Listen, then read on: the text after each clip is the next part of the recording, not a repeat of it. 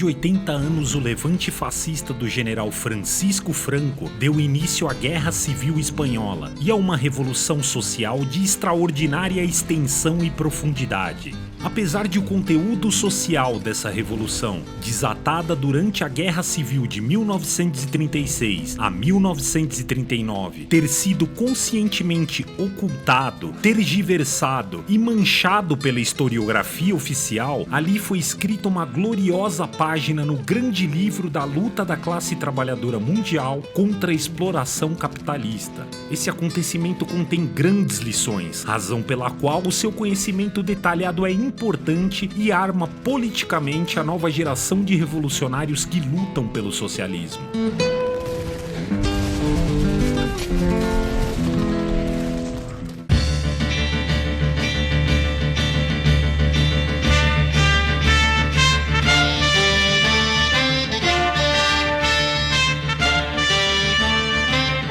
Você está ouvindo o podcast da esquerda marxista. Los caballos negros son las cerraduras, son negras sobre las capas, relucen manchas de tinta y de cera. Saudações, camaradas, meu nome é André Mainardi e está no ar a partir de agora o 13º episódio do podcast da esquerda marxista, seção brasileira da Corrente Marxista Internacional. O episódio de hoje dá sequência à série especial Revoluções de Julho, que traz à tona importantes processos revolucionários de diferentes momentos da história ocorridos nesse mês, com análises que nos ajudam a compreender seus impactos no passado e suas lições para o futuro.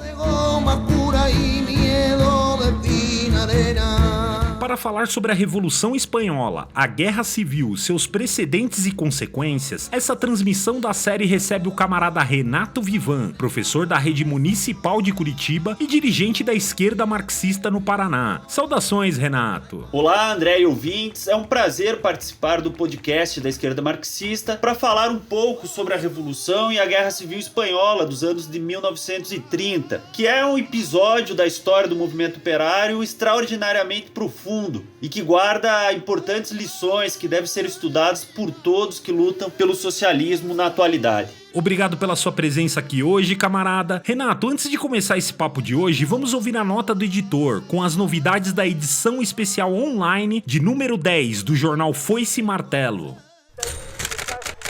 Nota do editor, com Evandro Cousani. Na 10ª edição do jornal Foice e Martelo Especial, destacamos a necessidade de uma internacional dos trabalhadores. No editorial, contamos a história desse combate iniciado por Marx e Engels e explicamos como isso se relaciona com a Universidade Marxista Internacional, que ocorrerá de 25 a 28 de julho. Saiba também da situação política nos Estados Unidos e Peru e conheça o trabalho dos marxistas de Portugal. Na pauta nacional, destacamos o papel autoritário do judiciário diante da crise do sistema e analisamos o aumento da violência policial e a insuficiência da reforma da polícia militar. Confira ainda os informes apresentados no primeiro seminário online em defesa da educação pública gratuita para todos. No caderno de teoria, conheça as origens do machismo e leia sobre a tática da Frente Única no combate à ditadura militar. O Foice e Martelo é um jornal proletário independente, totalmente financiado pelos seus apoiadores. Acesse marxismo.org.br e assine.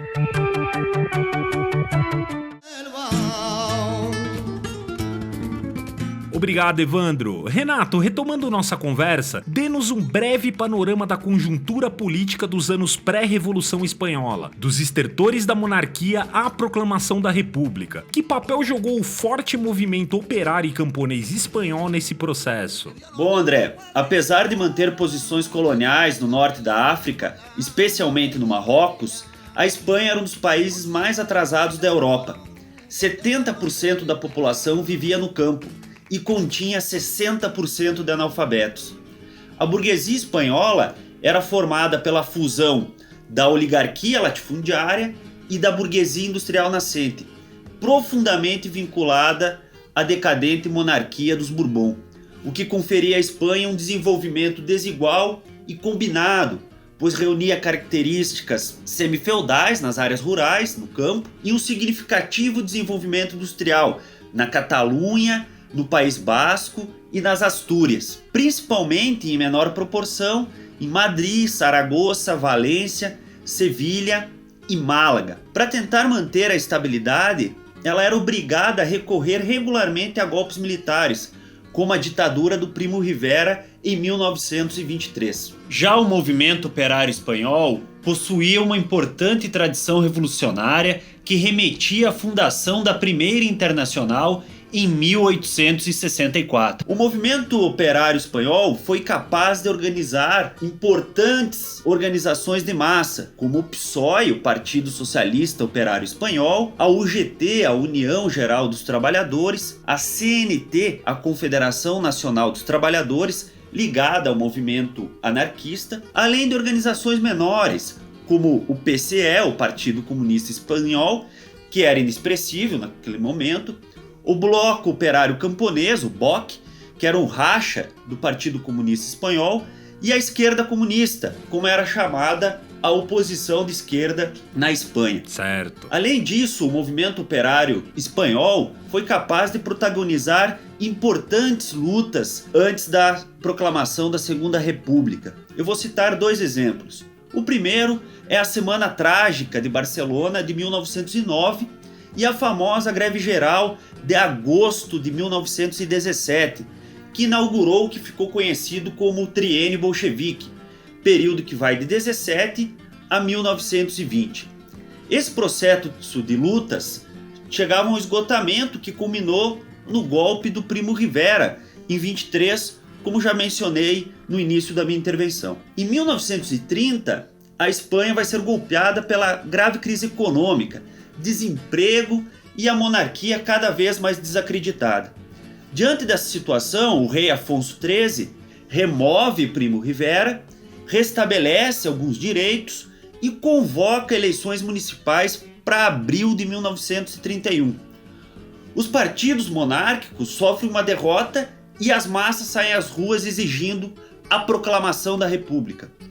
O rei Afonso XIII abdica e se exila do país. Nesse momento, podemos dizer que é dado o pontapé inicial da Revolução Espanhola. Para a burguesia industrial e latifundiária, a proclamação da Segunda República nada mais era que um jogo de cena para conter a ascensão do movimento operário e camponês. Ah, sim, entendi. Em junho de 1931, os republicanos burgueses progressistas e o PSOE obtiveram a maioria e formaram um governo de coalizão conhecido como Governo Republicano Socialista. O PSOE achava que a sua tarefa era colaborar com a burguesia na resolução das tarefas democráticas pendentes, como, por exemplo, reforma agrária, o desenvolvimento industrial, a separação da igreja do Estado, modernização, solução do problema colonial no Marrocos, resolver a questão nacional da Catalunha, do País Basco e na Galícia. Isso era obviamente impossível. A Revolução Russa já havia ensinado. A burguesia, pelos seus vínculos com a velha ordem reacionária, é incapaz de cumprir as tarefas democráticas.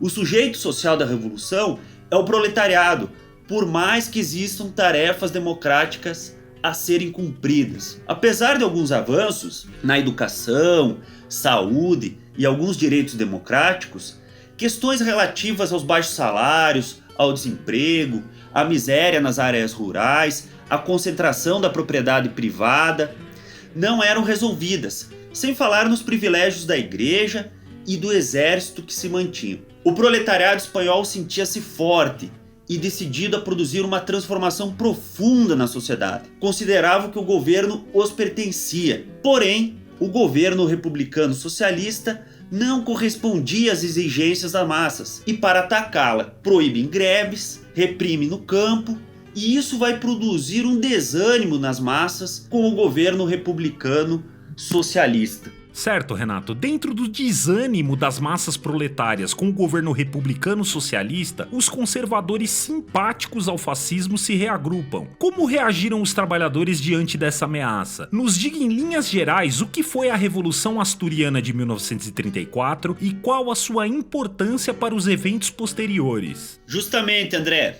Diante do desânimo das massas em relação ao governo republicano socialista, a direita inicia um processo de reorganização. Os militares começam a conspirar abertamente.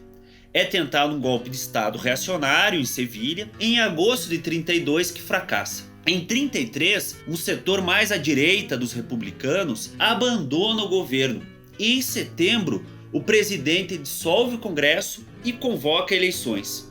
O desânimo das massas com o governo, que não atendia suas reivindicações e reprimia, mais a política esquerdista da Confederação Nacional dos Trabalhadores, a CNT, ligada ao movimento anarquista, que defendia o boicote às eleições em sua base, produz uma alta abstenção. O resultado disso é a vitória da coalizão de direita. A Confederação Espanhola de Direita Autônoma, SEDA, simpática ao fascismo, e os republicanos de direita obtêm maioria.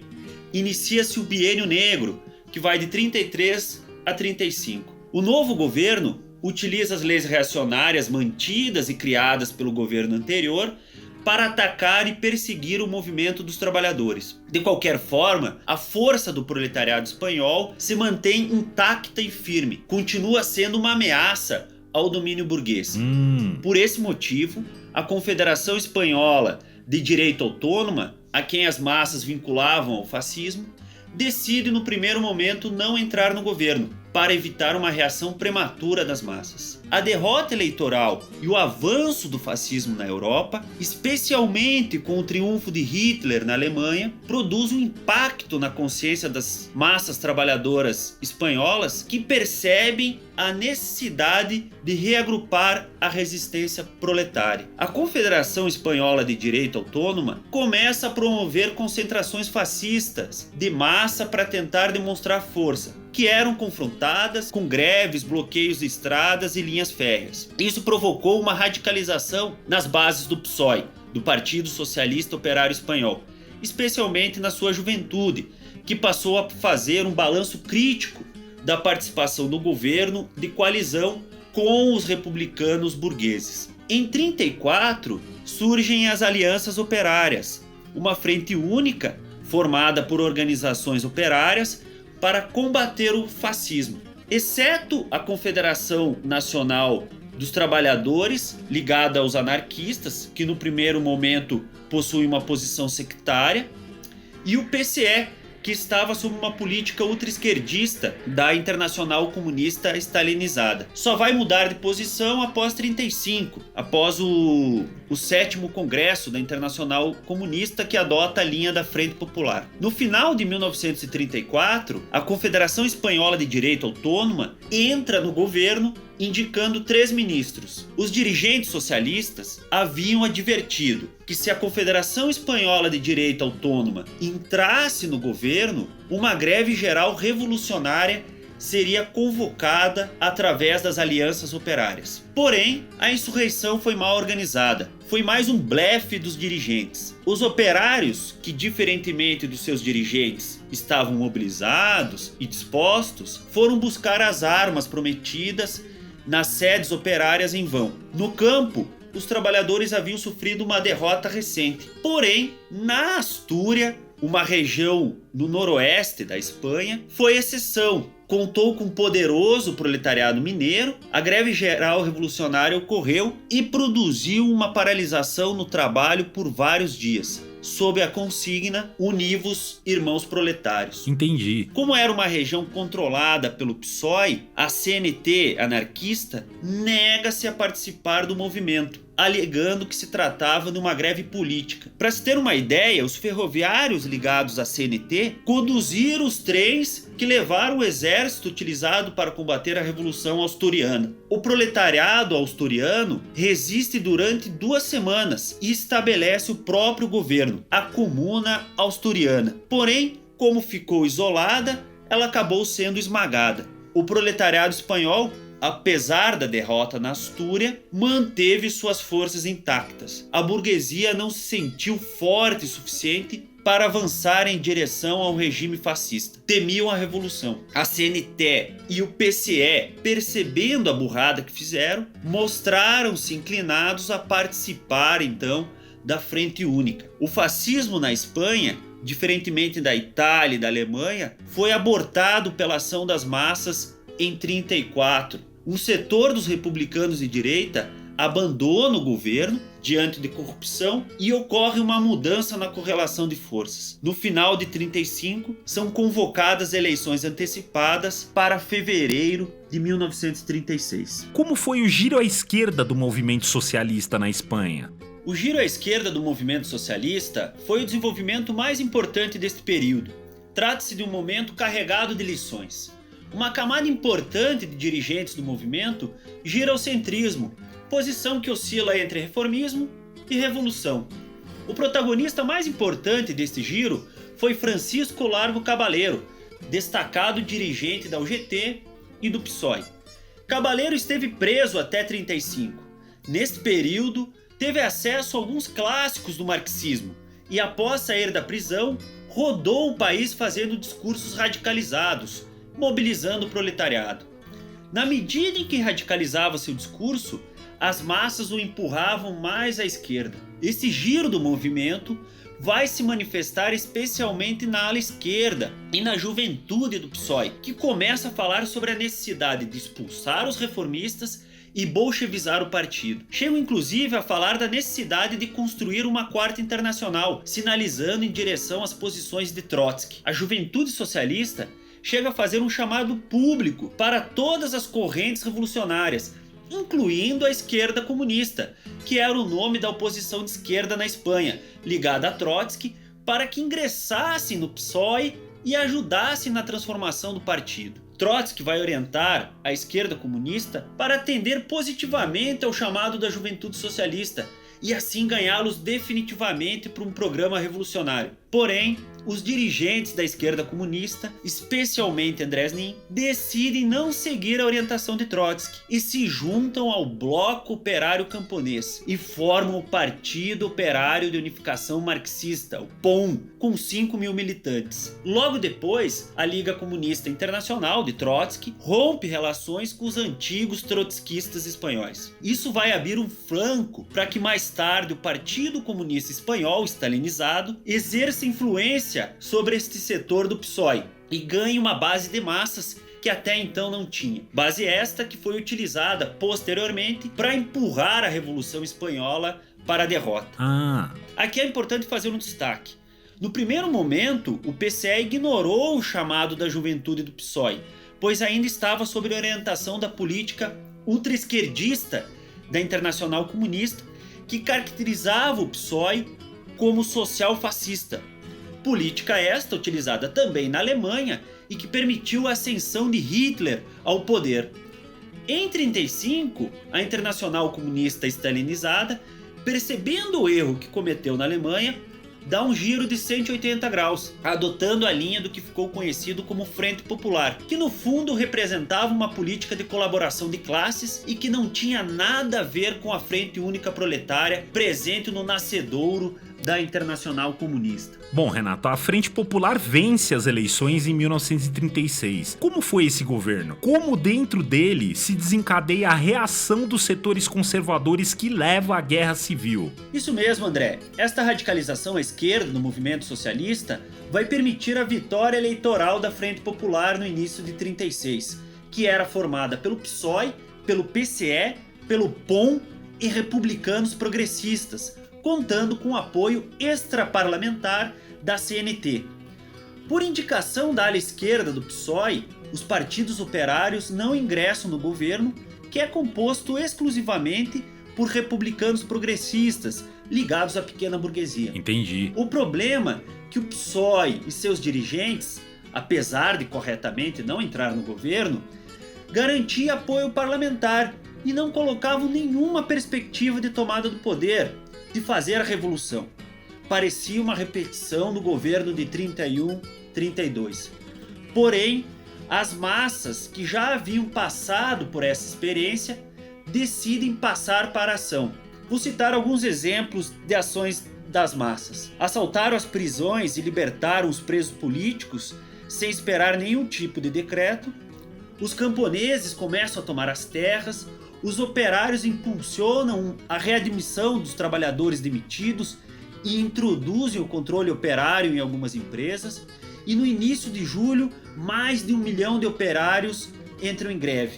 Diante da impotência do governo republicano, A ala direita do PSOE e o Partido Comunista Espanhol pressionam para que Cabaleiro entre no governo e utilize sua autoridade para frear as massas. O ambiente social empurrava uma radicalização para a esquerda e para a direita. As organizações fascistas, que eram débeis até o momento, crescem e se fortificam às custas da Confederação de Direita Autônoma, que foi perdendo relevância. Enfrentamentos nas ruas se sucediam entre organizações operárias e os fascistas. A burguesia decidiu não perder mais tempo diante de uma possível revolução. Os militares, com apoio da burguesia industrial e latifundiária, aceleram os preparativos para um golpe militar. O governo republicano, mais assustado com a possibilidade de uma revolução, fica inerte diante da iminente guerra civil e tentativa de golpe. Como foi a Guerra Civil? Como se portaram as direções do proletariado nela? Qual o papel dessas direções nas terríveis derrotas que levaram ao franquismo? A Guerra Civil Espanhola teve início em 1936 e durou até 1939. Em 18 de julho de 36, o exército do general Franco rebela-se no norte do Marrocos. Ante as primeiras notícias, os trabalhadores se mobilizam e exigem armas do governo, que se nega a entregá-las. O governo tentava minimizar a gravidade da situação. Os marinheiros, fiéis à República, estavam dispostos a bloquear o Estreito de Gibraltar para impedir o avanço das tropas do Marrocos. A proposta feita pelos marinheiros é recusada pelo governo, que propõe aos fascistas a formação de um governo cívico-militar. Tal proposta foi rejeitada pelos fascistas, que anunciavam no rádio que 4 colunas avançavam para Madrid e uma 5ª coluna operava clandestinamente na capital republicana. Este fato vai dar origem à popular expressão 5ª coluna, que faz referência à infiltração de um inimigo no movimento.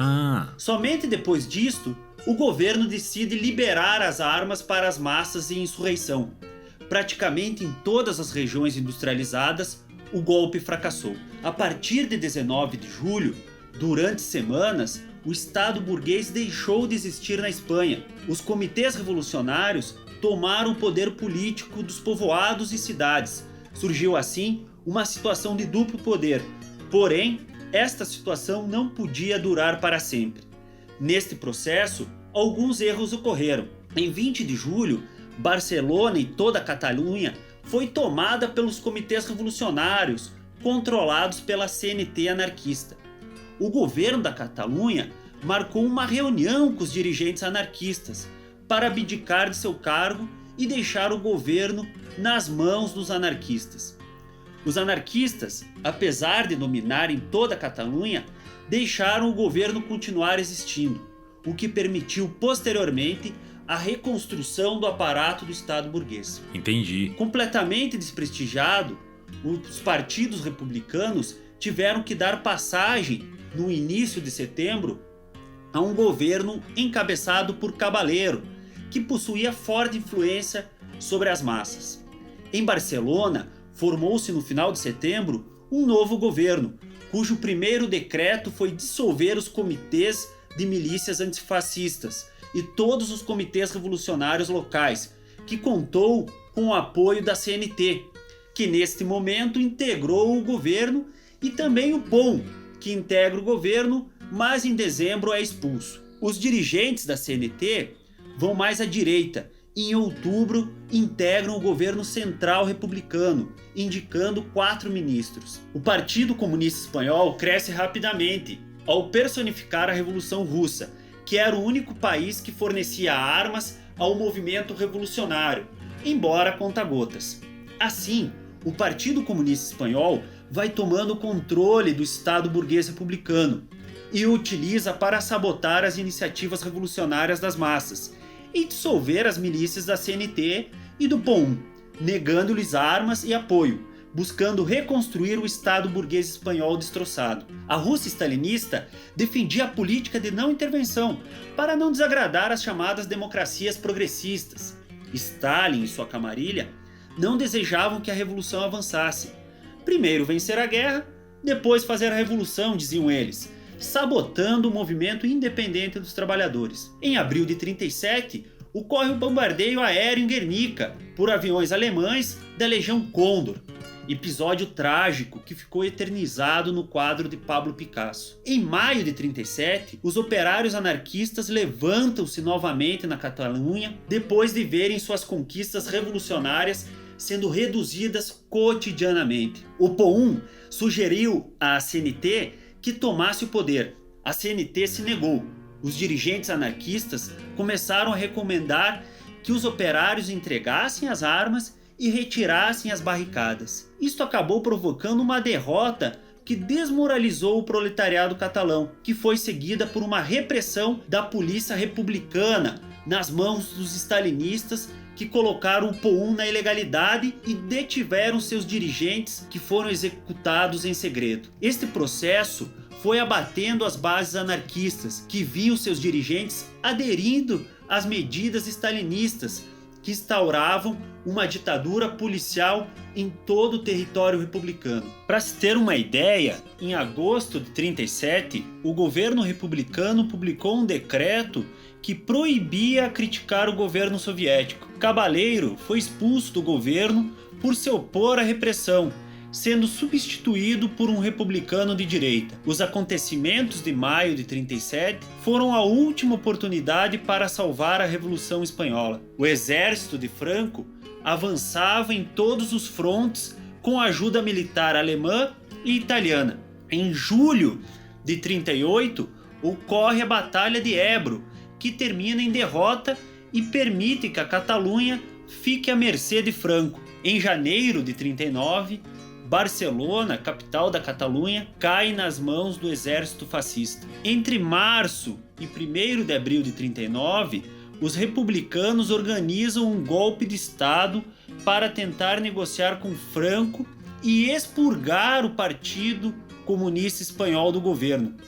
O Partido Comunista Espanhol tem seu jornal proibido e seus militantes começam a ser perseguidos. A consigna do Partido Comunista Espanhol de ganhar a guerra e depois realizar a revolução fez com que a destruição da revolução levasse inevitavelmente à derrota da guerra. Ah, entendi. A política de frente popular, de colaboração de classes com a burguesia, supostamente progressista, demonstrava-se uma tragédia. Em abril de 1939, Franco declara a vitória.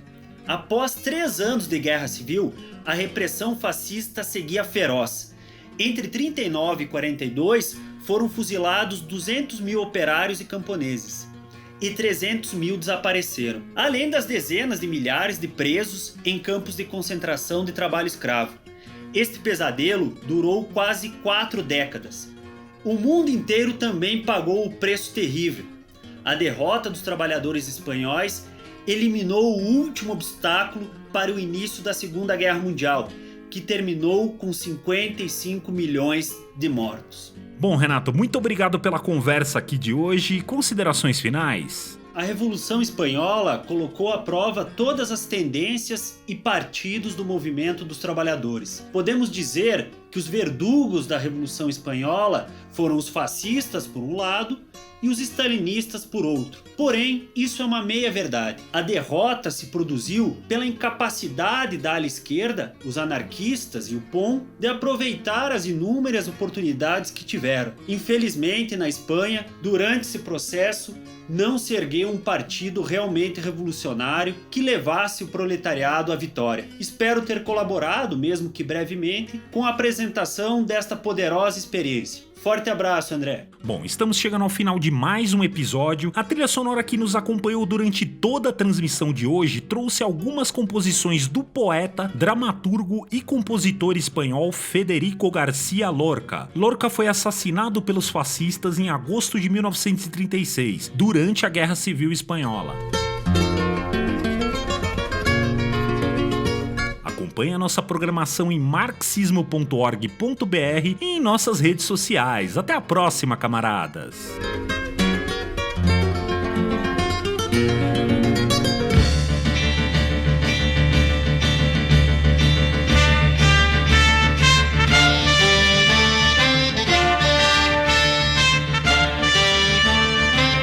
Você ouviu o podcast da Esquerda Marxista.